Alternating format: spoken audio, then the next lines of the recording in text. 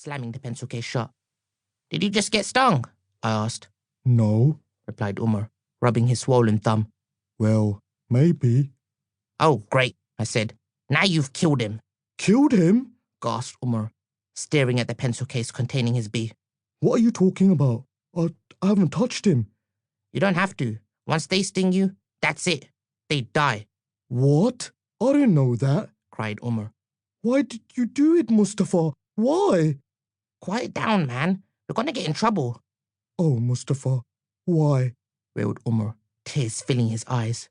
You too, came a voice from the front of the class. What's going on back there? Nothing, miss, I replied. Umer just got stung by a bee. He's dying, miss. He's dying, bawled Umer. Who's dying? Said Miss Crumble, sounding panicked. Mustafa, replied Umer. Who on earth is Mustafa? Asked Miss Crumble, arriving at the desk. My bee. My poor dead bee. A bee? She said, looking a little nervous and taking a step back. You sure he's dead? He's a goner, miss, I replied. Umer basically murdered him. I didn't mean to, wailed Umer. Okay, as long as you're certain he's dead, she said, looking relieved. I'm afraid so, miss, I replied, shaking my head. He's buzzed his last buzz, gone to the great beehive in the sky. He's making honey for Tupac. For goodness sake, muttered Miss Crumble. It's always something with you two, isn't it? Don't blame me, I replied. Blame Mr. Beekeeper here. Hey, look, Umer beamed, looking up from the open pencil case. He's not dead after all. Now, it wasn't long after that I learnt some important lessons about bees. Firstly, not all bees die after they sting you. Turns out that that's just honeybees. Secondly, Big Hairy Mustafa was actually a bumblebee and had no intention of dying anytime soon. And thirdly, and this one was probably the most important of all, Miss Crumble is, and always has been, super allergic to bee stings, like crazy serious life-threatening allergic. Oops. Miss Crumble let out a scream so loud and horrible that Wendy Wang's glasses shattered right there on her face.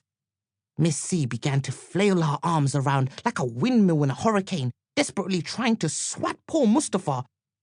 Calm down, miss, I said. It's only a bee. But Miss Crumble wasn't listening. She was in a wild panic. No one in the class was laughing because none of us could decide if this was hilarious or actually a bit scary. I mean, seriously, she looked insane.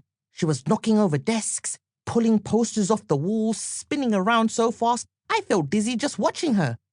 And then the inevitable happened. You can only imprison an innocent bee for so long before he cracks. And Mustafa had enough. Flying between Miss Crumble windmilling fists, Mustafa scored a direct hit right on the end of her nose. Pow! You could almost hear the sting popping into that big red veiny target. Miss Crumble froze instantly. She stopped screaming, stopped swinging her arms. She just looked at the end of her nose until she went fully cross-eyed. Mustafa looked right back at her. He wiggled his bum, gave a short, victorious buzz, and then he flew out the window. Bye, Mustafa, said Umer, waving. I'll never forget you. Miss Crumble still didn't move an inch, except for her nose, which was already growing at an alarming rate. It was like someone was inflating a balloon in there.